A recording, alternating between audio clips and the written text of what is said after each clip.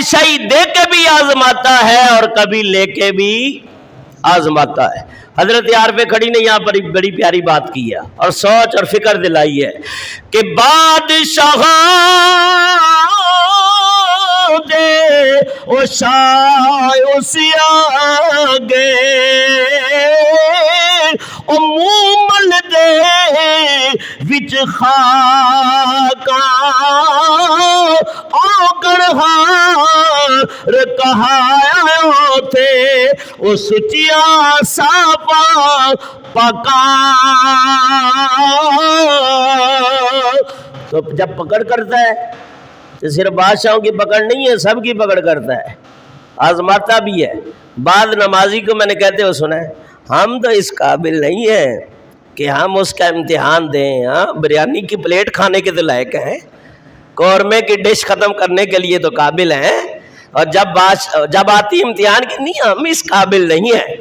باقی سارے کام کرنے کے لائق ہیں۔ تو تم اس لائق ہو یا نہ ہو، اس نے چکی جو چلانی ہے اس میں پسنا سب نے ہے۔ قرآن کا فیصلہ ہے، اس نے آزمانا ضرور ہے۔ اب کوئی آزمائش میں پاس ہوگا، کوئی فیل ہوگا۔ افحسبتم انما خلقناکم عبثا وانکم الینا لا ترجعون، کیا تم یہ سمجھتے ہو کہ بیکار پیدا کیے گئے، عبث پیدا کیے گئے؟ نہیں نہیں، کوئی تمہارا مقصد بھی ہے، کوئی تمہارا مقصد بھی ہے۔ اور دوسرے مقام پہ توجہ کرو، اللہ تعالیٰ فرماتا ہے وَلَقَدْ فَتَنَّ الَّذِينَ مِن قَبْلِهِمْ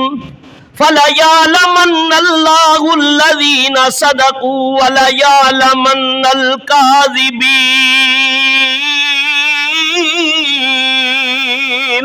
فرمایا ہم تمہیں بھی آزمائیں گے، تم سے پہلوں کو بھی آزمایا، تم سے پہلوں کو بھی آزمایا۔ آزمائش کیوں کرتا ہے پروردگار عالم؟ فرمایا تاکہ ظاہر کر دے جھوٹے کون ہیں اور سچے کون ہیں، اللہ کے عاشق کون ہیں اور دشمن کون ہیں، اللہ کے محب کون ہیں مخالف کون ہیں، اللہ کے سچے عاشق کون ہیں جو رات کی تاریکیوں میں اٹھ کے رب کی بارگاہ میں سر جھکا دیتے ہیں، اور وہ کون ہے جو صرف زبانی جمع خرچ کرتے ہیں دکھاوے کے لیے، جی ہم بڑے عاشق رسول ہیں، بڑے مسلمان ہیں، بڑے مومن ہیں، اور جب بات آتی ہے نماز کی، جب بات آئی ہے اللہ کی راہ میں خرچ کرنے کی، جب بات آئی ہے مسجد کو آباد کرنے کی، جب بات آئی ہے عقیدہ ختم نبوت کے تحفظ کی، جب بات آئی ہے اسلام کی بقا کی، جب بات آئی ہے عظمت مصطفیٰ کی، تو پھر کتنا عشق لوٹاتے ہیں، کتنی محبت کا اظہار کرتے ہیں، اور کتنے کھوکھلے دعوے ہیں۔ تو فرمایا یہ آزمائش اس لیے کی جاتی ہے، اور جتنا بڑا رتبہ ہوتا ہے اتنی بڑی آزمائش بھی ہوتی ہے۔ فرمایا ہر ایک کو اس وادی سے گزرنا ہے، اور اس بھٹی سے اللہ نے گزارنا ہے۔ فرمایا کہ کبھی اللہ بچہ لے کے بھی آزمائے گا، وَلَنَبْلُوَنَّكُمْ بِشَيْءٍ مِّنَ الْخَوْفِ وَالْجُوعِ وَنَقْصٍ مِّنَ الْأَمْوَالِ وَالْأَنفُسِ وَالثَّمَرَاتِ وَبَشِّرِ الصَّابِرِينَ، بھوک سے، پیاس سے اور بچوں سے، باغات میں مالوں میں کمی کر کے۔ فرمایا ہاں جو سچا عاشق ہے وہ کہتا ہے ہمیں ان چیزوں کی پرواہ نہیں ہے، اور سارا بھی چلا جائے پرواہ نہیں ہے۔ حضرت ایوب علیہ السلام جیسے عاشق بھی ہے، یا اللہ کیڑے پڑ گئے کوئی بات نہیں، بس دل سلامت رکھنا، زبان سلامت رکھنا، زبان سے تیرا ذکر رہے، دل میں تیری یاد رہے۔ ایسے بھی ہے، ایسے بھی ہے۔ اور ہر میں کسی پہ اٹیک نہیں کرتا، پھر بولیں گے مولوی صاحب ہم میرے رگڑتے رہتے ہیں، تو ہر ایک اپنا اپنا محاسبہ کرے۔ فرمایا بادشاہ او پیک مگاوے اور تخت بہاوے گھائی، او کچھ پرواہ نہیں او گھر اس دے تے دائم بے پرواہی۔ بات وہی آ گئی، بات وہی آ گئی کہ بادشاہوں سے بھیک منگوائے تو وہ خالق ہے، مالک ہے، اور تخت پہ بٹھائے تو مالک ہے۔ یہ آج کل بڑے بڑے جو ترم خاں بنتے ہیں، اگلے دن اسمبلی ہال میں کیا حال تھا، یہ کیا قوم کے رہنما ہوں گے، کیا قوم کا یہ فائدہ کریں گے، آپس میں لڑ رہے ہیں، اور پوری دنیا میں ذلت و رسوائی ہوئی کہ مسلمان پاکستان پاک لوگوں کے رہنے کی جگہ اور کام ان کے دیکھو، شیطان بھی دیکھ کے شرما جائے، اور پوری دنیا میں کہتے ہیں مسلمان تہذیب یافتہ ہوتا ہے، اس کی تہذیب اعلیٰ ہے، اس کا مقام اعلیٰ ہے، اس کا کردار اعلیٰ ہے، اور خاص اس امت کے لیے اللہ فرماتے ہیں کنتم خیر امت اخرجت للناس، ہم نے تمہیں بہترین امت بنایا، اور بنا کے پھر فرمایا وَلَقَدْ كَرَّمْنَا بَنِي آدَمَ، ہم نے تمہارے سر کے اوپر اپنی عظمت کا تاج عطا کر دیا ہے، اور یہ حال ہے مسلمان کی کہ کس مقام پہ پہنچا ہوا ہے، لیکن کوئی بات نہیں، ایسے اگر نکھٹو اور ناشکرے اور بکنے والے لوگ ہیں تو اس میں ایسے بھی ہیں جو ساری ساری رات اللہ کی یاد میں بھی لگے رہتے ہیں، کوئی ایسے بھی ہیں جو اسلام کی بقا کے لیے ساری زندگیاں، کوئی ایسے مالدار بھی ہیں جو اپنے مالوں کو اللہ رسول کی راہ میں ان کے منہ کھول دیے ہیں اور جی بھر کے خرچ کرتے ہیں۔ تو فرمایا یہ ان اللہ والوں کی سجدوں کی بدولت، ایسے سخیوں کی سخاوت کی بدولت، فجر کے نمازیوں کی بدولت اللہ کا عذاب رکا ہوا ہے۔ یہ فجر کے جو نمازی ہوتے ہیں نا، ان کے بارے میں امام فخر الدین رازی تفسیر کبیر کے اندر لکھا ہے کہ رب فرماتا ہے میں کئی بار ارادہ کرتا ہوں کہ میں آسمان کو زمین پہ گرا دوں، آسمان کو زمین پہ گرا دوں، لیکن فجر کے نمازی دیکھتا ہوں تو میں عذاب کو روک لیتا ہوں۔ ہوتے وہ 20-25 ہی ہیں، ایک مسجد میں زیادہ 100 ہو جائیں گے، 50 ہو جائیں گے، 100 تو بڑی مشکل بات ہوتی ہے، 50 ہو جائیں گے، لیکن یہ 50 جو ہیں آسمان کو روکے ہوئے ہیں، ان کی سجدہ ریزیاں اور راتوں کو تاریکی میں اٹھ کے مسجد کی طرف آنا اور اللہ کی بارگاہ میں جھک جانا، آسمان کتنا بڑا ہے، اس کو کوئی چیز روکے نہیں ہے، فرمایا اس کو روکے ہے تو یہ نمازیوں کے سجدے روکے ہوئے ہیں، فجر کے نمازیوں کے سجدے ہے۔ خدا را اشارہ دے رہا ہوں، غور و فکر کرو، کوئی سبق حاصل کرو، کوئی تڑپ پیدا کرو۔ میں تو کہتا ہوں ان سب کو تہجد میں آنا چاہیے، فجر تو بعد کی بات ہے، جو اللہ کے عاشق ان کو فجر میں آنا اور تہجد میں آنا چاہیے۔ اور کل قیامت کے دن جبکہ حضور فرماتے ہیں رات کی تاریکی میں کبھی آنکھ کھل جائے نا تو 2 رکعت ہی پڑھ لیا کرو، کبھی بھی رات کو آنکھ کھل جائے، اور اگر تہجد کے ٹائم آنکھ کھل جائے نا تو سبحان اللہ، پھر یوں سمجھو کہ بلاوا آسمان سے آ گیا ہے، بلاوا آسمان سے آ گیا ہے، اور رب نے یاد کیا اپنے بندے کو تو بندہ بھی اٹھ کے اپنے رب کو یاد کرے۔ جنید بغدادی سے کسی نے کہا نا حضور کیسے پتا چلے گا کہ رب بندے کو یاد کرتا ہے؟ فرمایا جب بندہ رب کو یاد کر رہا ہوتا ہے سمجھو رب بھی یاد کر رہا ہے، رب بھی اپنے بندے کو یاد کر رہا ہے۔ تو فرمایا کہ اسی طرح نمرود جو ہے ایک بادشاہ ہوا، لیکن اس سے بادشاہی اور اقتدار کا نشہ ایسا اس کے اوپر چھایا، فرعون کے اوپر، نمرود کے اوپر، کہ یہ غرور و تکبر کا پتلا بن گیا، اور اس سے وہ باتیں ہضم نہ ہوئیں۔ آپ خود ہی دیکھ لیں، کسی کے پاس زیادہ پیسہ آتا ہے وہ بھی بڑا پھڑکتا ہے، بڑا اچھلتا ہے، جب تک اس کو بالکل خرچ نہ کر لینا اس کو بھی چین نہیں آتا۔ ہاں جب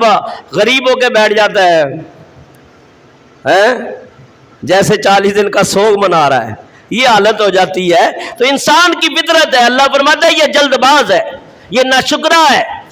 اور یہ غفلت میں ہے، یہ خسارے کے اندر ہے، اور جب ہم کرم کرتے ہیں تو بڑا خوش ہوتا ہے، جب آزمائش میں ڈالتے ہیں یا اللہ یہ کیا کر دیا ہے۔ تو یہ انسان کی فطرت کے اندر شامل ہے۔ نمرود کی بھی ایسی کیفیت ہوئی، رات سویا خواب کے اندر، اس نے ایک خواب دیکھا، رات کی تاریکی کے اندر خواب کیا تھا؟ نمرود خواب دیکھتا ہے اور خواب کے اندر کیا دیکھتا ہے کہ ایک شخص آیا اور ایستا ایستا سے اس نے لکڑی ماری ہے اس کے تخت کے اوپر۔ وہ لکڑی کا لگنا تھا کہ وہ نمرود جو ہے وہ اس کا تخت بھی ٹوٹ گیا اور زمین پہ گر گیا۔ یہ اس نے خواب دیکھا۔ جب اس نے خواب یہ دیکھا کہ ایک ستارہ طلوع ہوا اور اس کی روشنی آفتاب کی روشنی پہ غالب آ گئی، یہ اس نے دیکھا۔ ایک نوبت ایسی آئی کہ آفتاب کی روشنی اس کے سامنے مان پڑ گئی۔ اس خواب سے اس کی کیفیت منقلب ہوئی، بڑا پریشان ہوا اور کہنے لگا کیا کروں؟ سارے نجومیوں کو اکٹھا کیا تو انہوں نے نجومیوں نے اس کو کہا بادشاہ تیرا دور ختم ہوا، جیسے نوشیروان نے خواب دیکھا تھا، کہا بس تیرے پاس بھی چند سال رہ گئے ہیں، تیری بادشاہی بھی ختم ہونے والی ہے۔ تو یہاں تک کہ فَقَالُوا لَهُ أَن يُولَدَ فِي بَلَدِكَ هَٰذِهِ السَّنَةَ غُلَامٌ يُغَيِّرُ دِينَ أَهْلِ الْأَرْضِ وَيَكُونُ ہلاکُکَ وَزَوَالُ مُلْکِکَ عَلَىٰ يَدَيْ۔ تفسیر ساوی والا امام ساوی لکھتے ہیں کہ انہوں نے کہا تیرے شہر میں اس سال ایک بچہ پیدا ہوگا، اور وہ ایسا بچہ ہوگا جو اہل زمین کے دین کو بدل دے گا۔ اور جیسے حضور کی ولادت سے پہلے خواب آئے، حضرت عبد المطلب کو آئے، حضرت آمنہ کو آئے سلام اللہ علیہا، حضرت عبداللہ کو آئے، اور بہت سارے صالحین نے خواب دیکھے کہ ایسا بچہ، اور یہود و نصارہ کے بڑے کاہنوں نے بھی کہا کہ وہ ستارہ طلوع ہو گیا ہے جو سب سے زیادہ افق کے اوپر۔ حضرت حسان میں ثابت کہتے ہیں میں 8-10 سال کا تھا، وہ یہودی ایک مکے کی پہاڑی کے اوپر چڑھا اور چیخ رہا تھا یا معشر الیہود، اے یہودیوں کٹھے ہو جاؤ، اے نصرانیوں کٹھے ہو جاؤ۔ کہا کیا ہوا؟ طلع محمد، فرمایا وہ ستارہ محمد طلوع ہو گیا ہے، اور جس کی خبریں آسمان والوں سے اور اہل زمین نے دی ہیں، تو یہ خبریں آتی رہی ہیں۔ کہا وَيَكُونُ هَلَاكُكَ وَزَوَالُ مُلْكِكَ عَلَىٰ يَدَيْ۔ نمرود سے کہنے لگے تیرے ہاتھوں سے، فرمایا اس کے ہاتھوں سے تیری ہلاکت ہوگی، تیری بادشاہی کو زوال پہنچے گا، وہ بچہ ایسی شان والا۔ اب بندہ جو ہے نا بڑی کوشش کرتا ہے کہ کسی طرح میں اپنے جو مشورے ہیں، ارادے ہیں، اس کو عزم صمیم کو پایہ تکمیل تک پہنچاؤں، لیکن پایہ تکمیل تک وہی ارادے پہنچتے ہیں جو نیک ہوں، وہی ارادے پہنچتے ہیں جن میں خیر خواہی ہو، وہی ارادے پہنچتے ہیں جس میں مخلوق کی بھلائی ہو۔ اگر کسی کو نقصان پہنچانے کا ارادہ ہے تو یاد رکھو اگر پہنچا بھی لیا تو پکڑ تمہاری ہے، ارادہ بد کر لیا تو برے ارادوں کے اوپر بھی پکڑ ہے۔ لیکن فرمایا کہ سوچ رکھو تو اچھی رکھو۔ نمرود نے کہا یہ تو کوئی بات ہی نہیں ہے، میں ایسا کام کروں گا کہ اس بچے کو ہم آنے ہی نہیں دیں گے۔ یہاں تک کہ اس نے سب سے پہلے جو اس کے جو وزیر تھے، مشیر تھے، انہوں نے کہا ایک پولیس فورس بناؤ، پہلے ایسی 4000 دستے ہوں پولیس کے، اور ایسی فورس تیار کرو کہ ہر گھر جو بابل کا، کیونکہ حضرت ابراہیم علیہ السلام کی جو ولادت ہوئی ہے شہر ار میں ہوئی ہے، شہر ار میں، اور یہ بابل کے قریب ہے شہر ار، اور جو ابھی جغرافیے کے حساب سے اسے عراق کہتے ہیں، تو پہلے اس کا نام تھا ار، مقام ار کہتے تھے۔ یہی حضرت ابراہیم علیہ السلام، اور حضرت ابراہیم کے والد ہیں حضرت تارخ، والدہ کا بعد نے نونا لکھا ہے، بعد نے مختلف نام لکھے ہیں حضرت ابراہیم علیہ السلام کی والدہ کے۔ تو اس نے 4000 دستے متعین کر دیے بھئی، اور ڈیوٹی لگا دی جہاں بھی عورت امید سے ملے اور اس کے اوپر نگرانی رکھو، جیسے ہی بچہ پیدا اس کو ذبح کر دیا جائے۔ تو لہٰذا فرمایا کہ اس نے 1,00,000 بچے اس طرح ذبح کرا دیے کہ اس کا تخت بچ جائے، اس کا اقتدار بچ جائے، جیسے ہمارے حکمراں کرتے ہیں۔ یہ جتنے بیٹھے ہوئے ہیں پھر کہتے ہیں مولوی صاحب سیاسی باتیں کرتے ہیں، سیاسی گفتگو کرتے ہیں۔ یہ کسی دور میں کسی نے سیاسی لیڈر نے کہا تھا کہ یہ حمام ایسا ہے اس میں سارے ہی ننگے ہیں، ہاں اس میں کوئی بھی خیر خواہ نہیں ہے، کوئی اکا دکا تو، لیکن وہ ایک دو تو گنتی میں نہیں آتے نا۔ لہذا جہاں آوے کا آوا ہی بگڑا ہو تو وہاں خیر کی توقع کیسے کی جا سکتی ہے؟ لہذا اس نے 1,00,000 ذبح کرا دیا اپنے اقتدار کی خاطر، اور تاریخ بتاتی ہے حکمرانوں نے اپنے اقتدار کی خاطر، یزید نے اپنے اقتدار کی خاطر 82 نفوس مقدسہ کو شہید کرا دیا ہے۔ فرعون نے کتنے لاکھوں بچے اس نے بھی اپنے تخت کی خاطر ذبح کرا دیے، نمرود نے بھی 1 لاکھ بچے ذبح کرا دیے کہ میرا تخت بچ جائے، لیکن اس بدبخت کو پتا نہیں تھی نہ تخت رہے گا نہ تخت والا رہے گا، ایک دن ختم ہو جانا ہے سب نے۔ فرمایا اے دنیا مسافر خانہ، اگر جھونپڑی والا ہے تو وہ بھی نہیں رہے گا، پکے مکان والا ہے تو نہیں رہے گا، فرمایا کوئی وزیر ہے تو نہیں رہے گا، بادشاہ ہے تو نہیں رہے گا، فرمایا اے دنیا و مسافر خانہ تے ایک آوے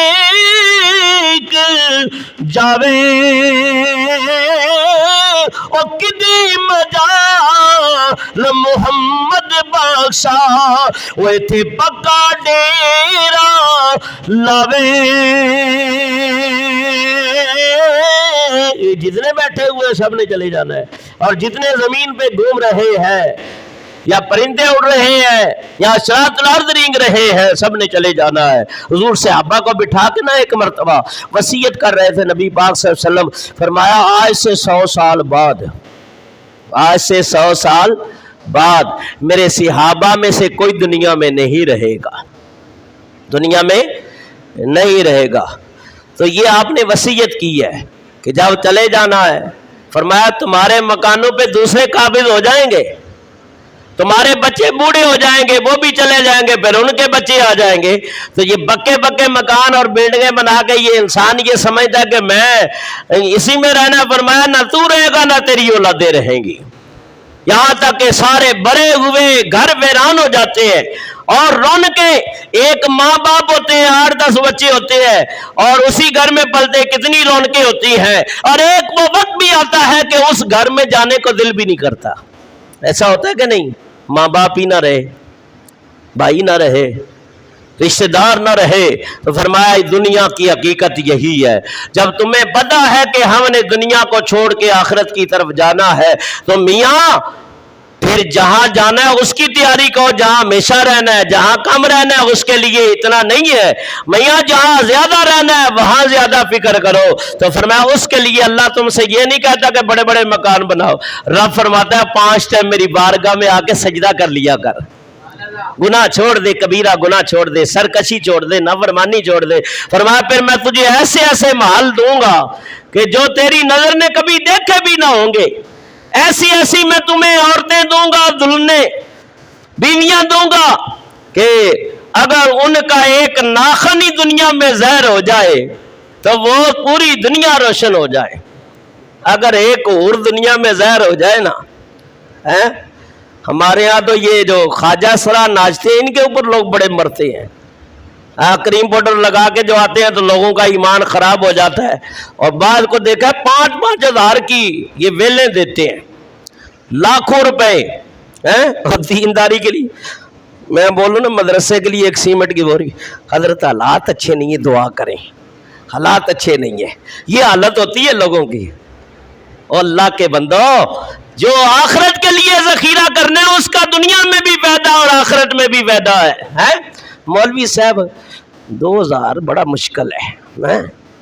بچی یتیم ہے، بچہ مسکین ہے، پیسہ نکاح کا، اور بات کہتے ہیں آپ کا کون سا زور لگتا ہے، آپ نے کون سی محنت کر میں ہی تو پڑھا نہیں ہے بھائی، 1000 مل جائے 2000 مل جائے، لیکن یہ نہیں پتا کہ پوری زندگی دین کی خدمت کے لیے وقف کر دیا، اس کو کوئی نہیں دیکھتا ہے، کیا وہ لکڑی کا بنا ہے امام یا لوہے کا بنا ہے، اس کا کوئی پیٹ ہی نہیں ہے، کھانا پینا نہیں ہے، اس کے عزیز و اقربا نہیں، اس کی بیماری نہیں، غمی نہیں، خوشی نہیں، شادی بیاہ نہیں ہے، یہ چیزیں نہیں ہیں، اس طرح توجہ نہیں، اور اپنی بات آتی ہے تو پھر سارا ہی جائز ہو جاتا ہے۔ تو بھائی یہ اب یہ نہیں ہے کہ آج میری جیب خالی ہے تو میں آپ کی اس طرف یاد دلا رہا ہوں، نہیں، ہر جگہ یہی مسلمان کی سوچ فکر ہے، سوچ فکر کو بدلو، اپنے اندر یہ خیال پیدا کرو۔ فرمایا کہ اللہ رسول کے لیے جتنا آگے بھیجو گے اس کا فائدہ ہے، ورنہ مرنے ابھی تو میتیں پڑی ہوتی ہیں، اولادیں لڑ رہی ہوتی ہیں، فلاں مکان میں لوں گا، فلاں زمین کا ٹکڑا میرا ہوگا، ہوتا ہے کہ نہیں ہوتا؟ تو بھئی جس کے لیے ساری زندگی تم نے کیا ہے اس کو تو چاہیے تھا باپ کو دفناتے، قرآن خوانی کرتے، اس کے لیے صدقات کرتے، وہ اپنی جائیدادوں کے معاملے میں لڑ پڑے، الامان والحفیظ۔ اللہ عقل سلیم عطا فرمائے۔ یہاں تک کہ بات بیچ میں آ جاتی ہے تو کرنی پڑتی ہے۔ فرمایا کہ نمرود نے 1,00,000 بچے ذبح کرا دیے اور متعین کر دیے سپاہی، جہاں پتہ چلتا تھا کہ عورت امید سے ہے، اور جیسے ہی بچہ پیدا ہوتا تو اس کو ذبح کر دیا جاتا۔ لیکن حضرت ابراہیم علیہ السلام کی والدہ، اللہ نے ان کے حمل کو ظاہر نہ کیا، اور دائیاں پوچھ گچھ کرنے کے لیے آئی، لیکن خدا کی قدرت ہے کہ اللہ نے اس کو ظاہر نہ کیا، اور جب ولادت کا وقت آیا ان کے دل میں بات ڈال دی گئی، میری بندی فلاں غار میں چلے جاؤ، ولادت کا وقت آ گیا ہے، میرا نبی دنیا میں آنے والا ہے۔ اور میں فانوس بن کر جس کی حفاظت ہوا کرے، فانوس بن کر جس کی حفاظت ہوا کرے، اور وہ شمع کیا بجھے ارے جسے روشن خدا کرے، وہ شمع کیا بجھے جسے روشن خدا کرے۔ غار کے اندر حضرت ابراہیم کی والدہ تشریف لے گئی، اللہ کا نبی، اللہ کا خلیل دنیا میں آ گیا، غار کے اندر ہے۔ وہ سارے نجومی بادشاہ کے دربار نمرود میں آ گئے، رونے اور چلانے لگے، کہا جس کا ڈر تھا وہ ہو گیا، جس کا ڈر تھا وہ ہو گیا، اور وہ بچہ دنیا کے اندر آ گیا ہے۔ اللہ برکت دے ایسے باپ کو۔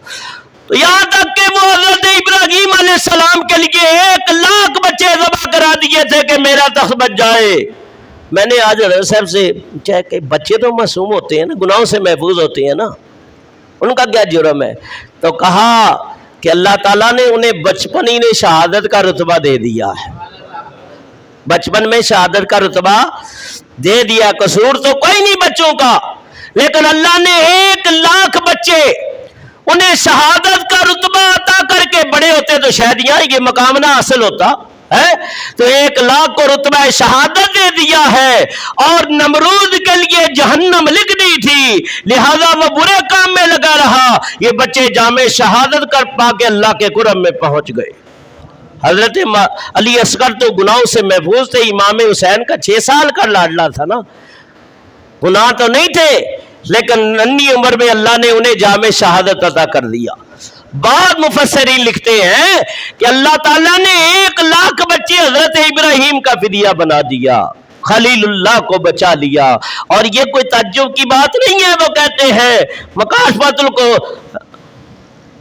علامہ ملا معین الدین کاشفی، یہ کتاب ہے ان کی، معارج النبوت جلد اول ہے، اس نے لکھا ہے جس طرح 1,00,000 بچے جامع شہادت نوش کر گئے، ابراہیم علیہ السلام کے بدلے میں فدیہ بن گئے، تو یہ تعجب کی بات نہیں ہے۔ قیامت کے دن رب اس پہ بھی قادر ہے کہ سارے یہود و نصارہ کافروں کو پکڑ کے جہنم میں ڈال دے، مسلمانوں کا فدیہ ہو جائے، مسلمانوں کا فدیہ ہو جائے کہ اللہ ان کو بچا لے، ان کو عذاب میں داخل کر دے۔ تو ان کی ایک اپنی ریسرچ ہے، تحقیق ہے، ایک بات کر جاتے ہیں، لیکن بعض باتیں ایسی ہوتی ہیں کہ یہ ضروری نہیں اس سے ہر ایک اتفاق کرے، لیکن صورت مسئلہ بیان ہو گئی ہے۔ فرمایا حضرت ابراہیم علیہ السلام کی ولادت ہو گئی، ماں چھوڑ کے غار کے اندر آ گئی، دودھ پلاتی واپس آ جاتی، فرمایا دوسرا دن ہوتا پھر آپ چلی جاتی، فرمایا بچے کو دیکھا اللہ کا خلیل حضرت ابراہیم علیہ نبی علیہ السلام، دونوں انگلیاں منہ میں ڈالی ہوئی ہیں،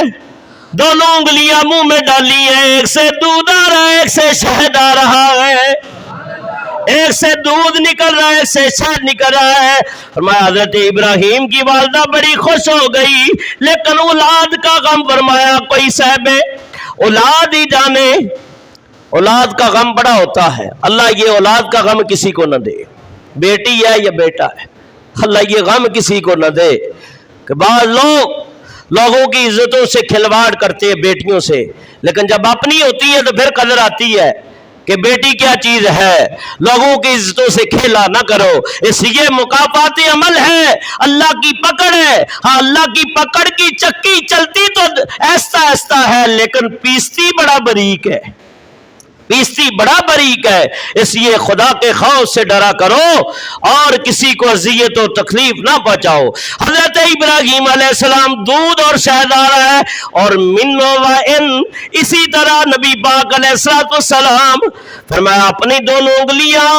امام الانبیاء اپنے منہ مبارک میں ڈال لیتے، ایک سے دودھ آتا ایک سے شہد آتا۔ اور یہ زندگی حضرت ابراہیم علیہ السلام اور حضور کی،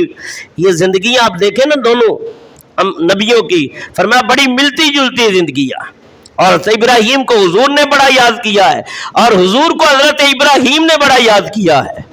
اور معراج کی رات حضرت ابراہیم کا سلام ہی اللہ کی بارگاہ میں پہنچایا، تو رب نے جب درود بھیجا ابراہیم پہ تو درود آل محمد پہ بھی بھیج دیا، یہ مقام ہے ان کا۔ فرمایا کہ حضرت ابراہیم علیہ السلام کچھ دن گزرتے رہے، اب پرورش کے اندر ہمارے ہاں تو یہ ہے، آج تو وہ دور ہی ختم ہو گیا دودھ پلانے والا، اب تو دودھ کے ڈبے ہی آ گئے ہیں۔ تو جب تک مائیں دودھ پلاتی تھی بچوں کی صحت بھی اچھی ہوتی تھی، اثر بھی اچھا ہوا، یہ دودھ ڈبے کے دودھ پی پی کے کیا اسلام کے مجاہد بنیں گے؟ ہاں، پہلے مائیں دودھ پلاتی تھی، اللہ تعالیٰ کے حبیب فرماتے ہیں کہ ماں کے دودھ کے ایک ایک قطرے پہ اللہ جو ہے نا 1,000 سال کی عبادت کا ثواب دیتا ہے، 1,000 سال کی عبادت کا ثواب عطا کرتا ہے۔ ماں کے دودھ میں اللہ نے تاثیر رکھی ہے، اور جس کا اثر کہتے ہیں 40 سال تک رہتا ہے۔ یہ تو 40 سال والے اپنی جگہ، میں کہتا ہوں کہ ماں کی دعاؤں کا اثر اور دودھ کا قبر تک چلتا ہے۔ اور مائیں نیک ہوتی تو بیٹے بھی ایسے۔ ابراہیم علیہ السلام چلتے رہے، پرورش پاتے رہے، جاتی رہی، یہاں تک بعض روایتوں میں 7 سال اور بعض روایتوں میں 15 سال، بعض نے کہا 17 سال آپ اسی غار میں رہے۔ اسی ڈر کی وجہ سے آپ کو چھپایا ہوا تھا تاکہ نمرودی پولیس کے ہاتھوں نہ چڑھے اور شہید نہ کر دیے جائیں، اور فرمایا آپ پرورش پاتے رہے۔ حضرت ابراہیم علیہ السلام جب سوج بوجھ ہوئی، اللہ فرماتا ہے سوج بوجھ تو ہم نے ماں کے بدن کے اندر ہی دے دی، لیکن ظاہری کلام جب کیا ورنہ